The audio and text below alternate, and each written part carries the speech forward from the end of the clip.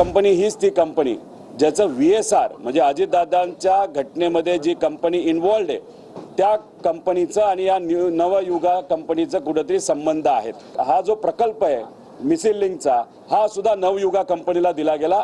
ती आंध्राची कंपनी आहे।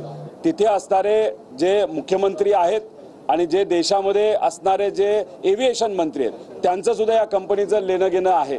त्यामुळे कुठं ना कुठेतरी कंपनीला वाचवलं जातं। जर एवढा मोठा ब्लंडर झाला असेल अफकॉन कंपनीवर आणि नवयुगा कंपनीवर जे हे दोन कॉन्ट्रॅक्टर 7,000 कोटीचं काम त्यांनी घेतलं होतं त्यांच्यावर तुम्ही कारवाई करणार का असा आमचा साधा प्रश्न आहे। अरे त्यानं आणि त्याच्या आजोबानं एखादी वीट लावल्या का महाराष्ट्रामध्ये कुठं विकासाची? कुठं केलाय विकास? त्याला काय माहित आहे? अरे जगामध्ये हे इन्फ्रास्ट्रक्चरचं टेक्निक कुठं चाललंय याची अक्कल पाहिजे ना। कारखाना चोरण्या इतकं हे सोपं नाही आहे। कारखाना ढापायची प्रक्रिया सोपी आहे। या सगळ्या गोष्टी खूप अवघड आहेत आणि म्हणून माननीय मुख्यमंत्री महोदयांच्या नेतृत्वामध्ये जे काम चालू आहे ते उघड्या डोळ्यांनी बघा ना।